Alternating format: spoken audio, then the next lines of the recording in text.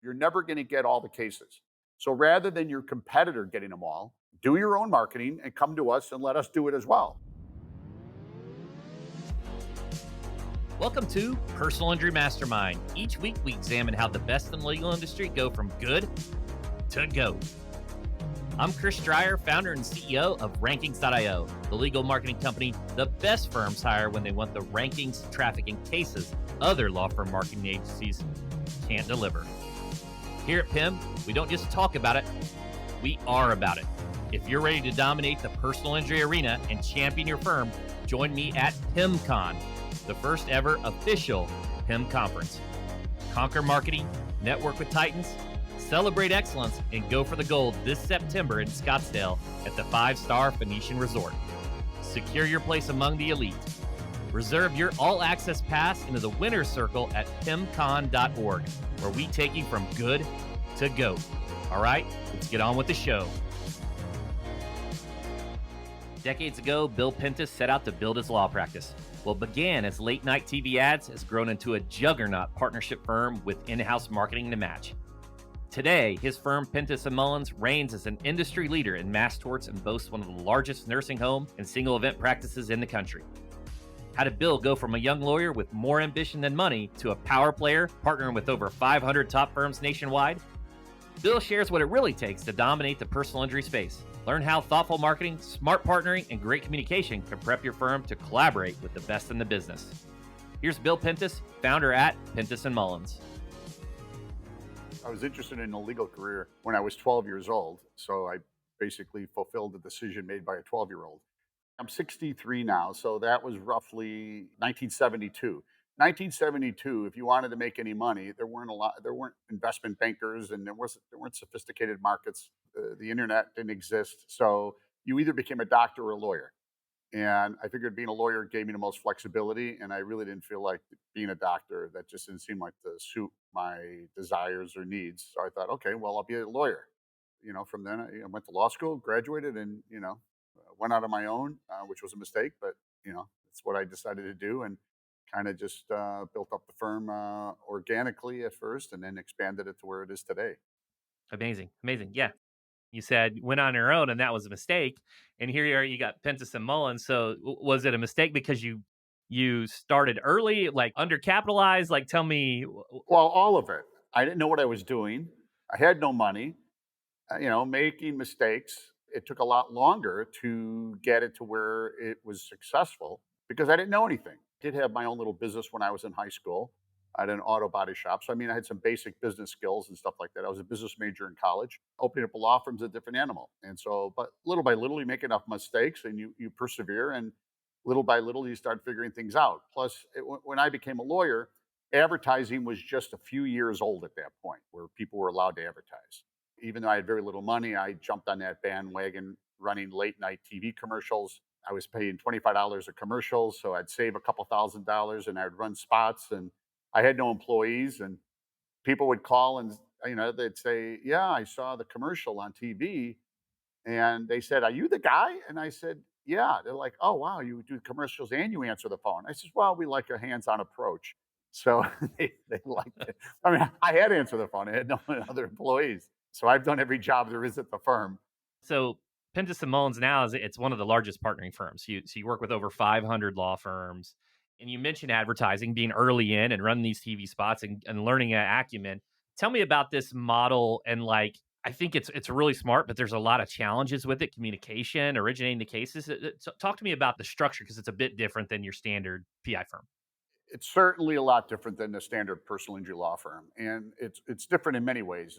So we're among the largest advertising firms, and we're probably the largest partnering firm in the country. The other thing is that we originate all the marketing internally, from pay-per-click to TV. Our chief marketing officer has 35 years of experience in television buys. We're very robust on our pay-per-clicks. We've been invited out to Google headquarters twice. They said, "We haven't worked with a law firm that does what you do." We run a lot of Facebook ads, and we do a lot of other proprietary type of marketing, and we're doing it internally. We're really, really good at it. And so we can originate cases cheaper because we're not paying an agency fee and we know what we're doing. And not every case type is good for TV or PPC or Facebook or for other marketing channels, and certain case types work really well with it. And so since we can go ahead and do all of them, we can test one against the other. And we kind of have a, pretty good feel for which one works and which one doesn't work. And so we're just really good at that. There's a lot to dig in here. I think a lot of our audience, like the first thing they think of is originating the case. You hear PI firms, hey, invest 10 to 20% in your marketing originating these cases. And I think your model, just based upon, would help facilitate you to do more. Do you think that's like just age old advice that's like just outdated? Do you think, you got to structure the firm or just dependent upon the type of firm? Like, how do you think about capitalization when it comes to like originating these cases? We have a very substantial line of credit with our bank. And as you know, there's a lot of delay in the settlement of these cases. So half our practice is single event, the other half is mass tort. And we have a very diverse case list. Unlike a handling firms have limitations on really kind of their bandwidth as well as their expertise, where for us, it's a little bit different. I mean, we have a 70-person intake department, so we can screen, a multitude of case types. We have partnering firms around the country that we partner with on these cases. We obviously try to pick the best firms, and through years of experience, we think we're really good at it. The other thing is we have a lot of law firms that come to us and say, "Hey, for example, there was a ethylene oxide exposure case 4 or 5 years ago in Illinois, and a firm came to us and said, 'Hey, can you get some of these cases?' I said, 'Sure, absolutely.' We ended up with the largest inventory of the cases. It settled for $450 million. We had more than anybody, and so we have a lot of firms that come to us on these cases, and we just use our own money. We advertise and we send them the cases because yeah, we all know about the talcs, the roundups, hair relax, all the big mass torts that are going on right now. But these are niche campaigns where people come up to us and say, "Hey, there's a sex abuse with this one doctor in this one city or state or clergy."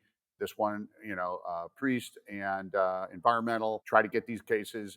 And I tell these firms, you know what, go ahead and exhaust your own marketing. But you got to remember, you're never going to get all the cases.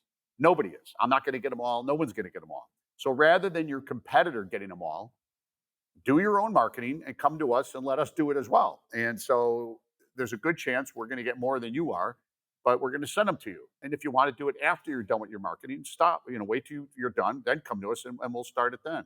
So we had a law firm that came to us on the Flint, Michigan cases. It was about 5 or 6 years after the Flint incident occurred. And they said, "Hey, can you get us some Flint cases?" I'm like, "That's 5 years old." They said, "Yeah, but we think there's a lot of cases still out there." So we're like, that's fine. We'll go ahead and we'll market for it. We're also partners with and run the back office operations of the Ben Crump law firm. When the George Floyd family called, we inbounded that call, and we partners with Ben and assembled a legal team and so forth. But anyway, in Flint, Michigan, our firm, along with Ben, we went out and marketed as much as we could out of Flint. And within a matter of 60 days, we signed up 4,000 clients. I think we had the second largest inventory. There were a couple hundred firms that are involved in that litigation. And in a matter of 60 days, we had the second largest inventory. The firm that was already in it, they have the largest inventory. But they're like, "Okay, well, this is a no-brainer. Why wouldn't we come to Pintas Mullins and say, 'Okay, go ahead. We've advertised as much as we can. Let's see what you can do.'" And we're like, "That's fine. If we can't, we can." And so that's kind of our model. And so we have a lot of firms that come to us and say, "Hey, can you get these kinds of cases?" We do, and we send it to them. But they got to be vetted. They got to be top-tier quality trial firms. Otherwise, we're not going to work with them. A lot to unpack there. One of the things too, you always think about, I think people with the half glass full, right, and not the kind of the pessimist would say like, "Hey, you're a competitor," and those are the ones that are looking for complete exclusivity. But I think you've answered, like, look, you're not going to capture them all. You're going to exhaust your capital and your channels that you're using, and we'll use our channels and we'll get what we can. Yeah. When we have our office Christmas party, the co-counsel laughed. They're like, "You have all of our competitors here, their competitors, at the Christmas party." And I said, "Well, I'm sending them all cases." And so they love me. I mean, if somebody's sending you cases, you like somebody who's referring you cases. And so, yeah, you figure, okay, I'm competing with you because I'm advertising. But like I said, do your own advertisement, but you're not going to get all the cases. You're just not. With over 500 firm relationships, Bill has partnering down to a science. He outlines the rigorous criteria his firm uses to select litigation partners. They quickly vet firms on key factors in under 60 days, long before cases pay out. Bill explains why quality communication and seamless back office coordination are non-negotiables for partner readiness. Whether you're looking to align with advertising leaders or expand through referrals. Bill shares smarter strategies for choosing partners poised for mutual success. We're probably the largest nursing home firm in the country. And so somebody said, well, gee, you work with all these law firms. How do you know if they're any good? It takes years before, you send it to them, and then years you find out if they're good or bad. I says, actually, we can kind of figure out if they're good or bad within 60 days. And they're like, well, how's that even possible? Well, because we send them cases. If we get 100 nursing home calls, we're only accepting maybe five. And we send them a case. If they accept a case that's kind of not good, we'll call it, and they reject a great case, we kind of start to get a feel for they really don't understand nursing home cases. And when you start sending them a lot of cases and they start closing ones they shouldn't, that's not a good sign. And so, because we understand which ones they should be pursuing, we recognize there's going to be some fallout, and ones that are kind of iffy, that those are the ones that they would say, yeah, that one's not so good.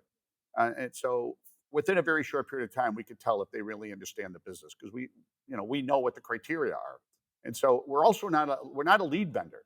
And unlike lead vendors, they make money by sending you anything, even if it's a crappy case, even if it's a tort that's not going to be successful. That's not us. We have firms come to us all the time that they want referrals on stuff. And we're like, I'm sorry, we don't feel comfortable with that particular case type, and we take a pass.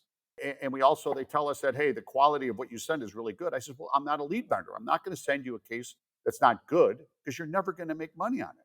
And why would I want to burn out the relationship where every time I send you something, your stomach cringes like, oh my God, I got to look at another a piece of garbage. And so that doesn't make any sense for us. It doesn't serve the client. And our goal here is obviously get the best representation. The client doesn't know who to go to. Okay, maybe they see an ad, maybe they do whatever, and they call. They really don't know who the best lawyer is. And so what I tell the lawyers, I said, I'm actually the best law firm in the country. And they're like, oh, come on, how are you the best law firm? I said, because if I get the case, I give it to you, and I know you're the best lawyer in this market for this case type. They're like, oh, well, that's true. And the client doesn't know that, but I do. I know you're the best birth injury lawyer in this market. The client doesn't know that. I do. I said, so that makes me the best lawyer, because I'm going to make sure that the right person gets it. And so, I view that and it doesn't cost the client anything extra. So it really works out well for everybody.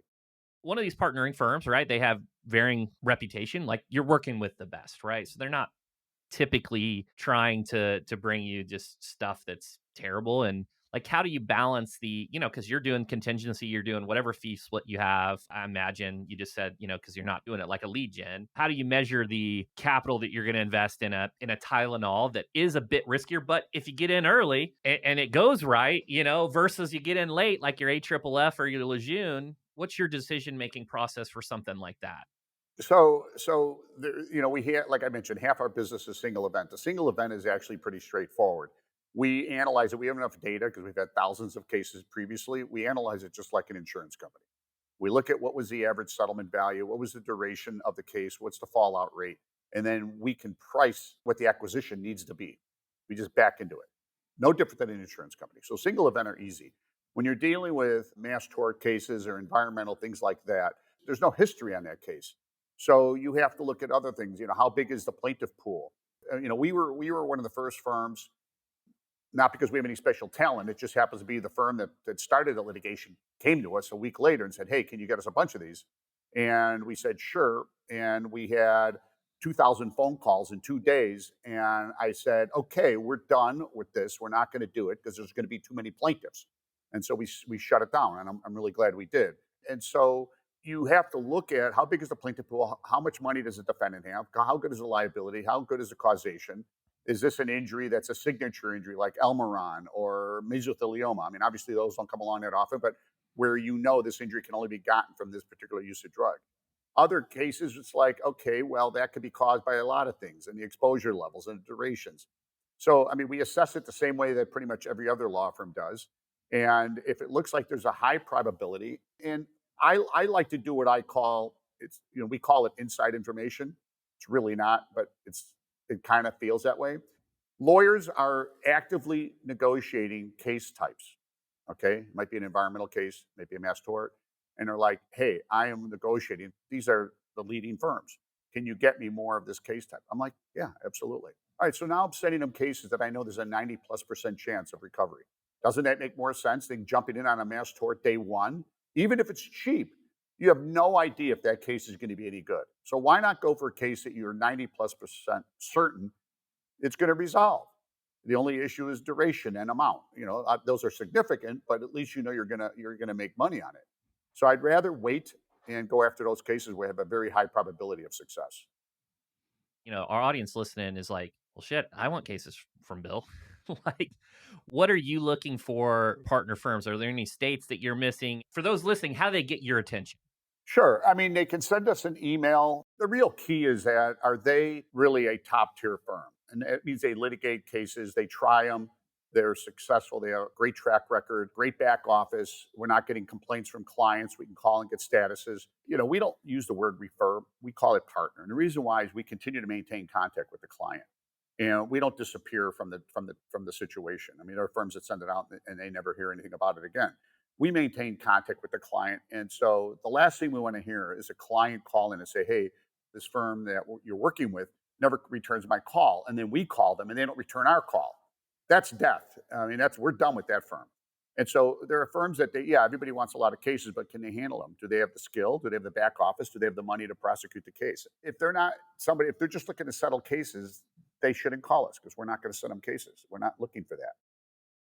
I'll tell you that kind of answers one of the big questions I had in my head about the referring the non-partner firms, because when you send the lead out, I mean, they're not going to be able to, less likely to get the review, and we know how important certain channels like LSA or local maps are, and it would be, I would imagine it'd be much more challenging if you just send them and never talk to them again. Sure. No, absolutely. The other thing too is the private equity and raising capital. I guess if you had the data and one of these firms wanted some cases, they could probably partner up and say, "Hey, we want to invest," because you're doing the contingency fees anyways. I guess that could maybe be a potential way to get on your radar and maybe even accelerate, from a cash flow perspective. Sure. So, I mean, we have done some of that in the past, and we're really pretty much, I mean, there's some exceptions that will do it. If it's a handling firm on a certain type of mass tort or something, we'll do it. But we really kind of shy away from it. First of all, I don't think there's that many opportunities to go ahead and just take in a lot of capital. And right now, there are between the ABSs that are being formed, which is nothing more than just a way a lender can get an equity return. That's basically all it is. And so, okay, so somebody gives you 25 or $50 million. Where are you going to spend it? I don't know what you're going to. I mean, I know, and I'm not going to say the name of the firm, but I know a firm that was given $50 million. They kind of forced it down their throat. Hey, take this, please, and deploy it. They returned it after about 2 months later. They spent a couple $1 million. They said, we don't know where we could spend it on quality cases. And so, you have people who are newbies getting in and they just think that they can spend it on every kind of mass tort case and it's going to work out. Baloney. It's not going to work out. The cost of capital in that kind of situation is very high. The durations, to me, on a mass tort case now, assume it's going to take 10 years, not 5, 6, 7, 10. From the time you get that case to the time it's resolved, till the time it pays out, distributions on these cases are taking 24 to 36 months after it settles. Okay, but look at Boy Scouts. I could look at Flint. I mean, these cases are taking 3+ years after they're settled. And so, and a lot of these other ones, because it's just the dynamics have changed. Talc's been going on now for about 12 years and hasn't even settled yet. That's unbelievable. And I have individuals like Darren Miller, and these individuals are diversifying the torts, and depending upon the model, 10 to 12 years, that's a good strategy for the other side, right? Absolutely, especially when when they're borrowing a lot of money, they're going to burn through. They're going to have zero equity left at the end of the day. And there are, I hate to say it, there are right now out there, and some sizable firms that are zombie firms that they're just walking dead. Their debt load is so high. Are you talking about firms with a debt load of over $500 million? Okay. Unbelievable. Unbelievable. Bill, this has been incredible. This is so enlightening. I appreciate you sharing the details that you had. How can our audience, mostly personal injury attorneys, connect with you? They can email me, Bill at pintasmullanspr.com. That's pintasmullanspr.com. PR.com. That's PR for Puerto Rico. And my partner, Laura's still in Chicago, and that's Laura@Pintas.com. Thanks so much to Bill for sharing his wisdom today. Let's hit the takeaways. Time for the pinpoints. Join forces. Even the largest firms don't get 100% of the market share. Team up to target different injury niches and audiences, multiplying your lead potential. First, spend as much capital as your firm can afford on marketing. Be very strategic with your marketing spend. Understand which injury cases and types work best with different advertising channels. Test and optimize. Then partner with an industry titan like Bill to take your case count to new heights. No one's going to get them all. So rather than your competitor getting them all, do your own marketing and come to us and let us do it as well. Turn competitors into collaborators. Carefully vet your potential partners. Align with firms that match your standards and share your ambition. Once the partnership is established, maintain frequent contact to build trust and respect. Value them as an extension of your team. The synergy of advertising leader combined with top litigation firm creates exponential growth for both sides. I'm not a lead vendor. I'm not going to send you a case that's not good because you're never going to make money on it.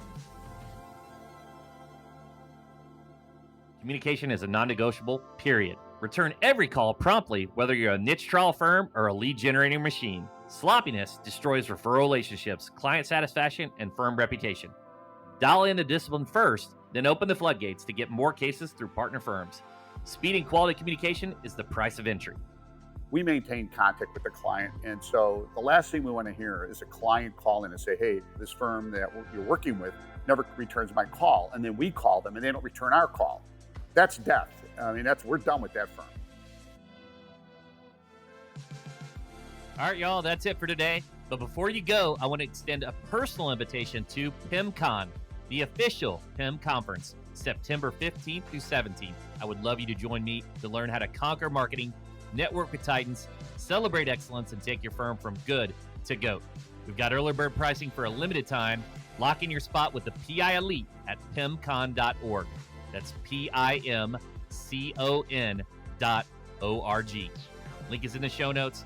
Thanks for listening to Personal Injury Mastermind with me, Chris Stryer, founder and CEO of Rankings.io. See you next time.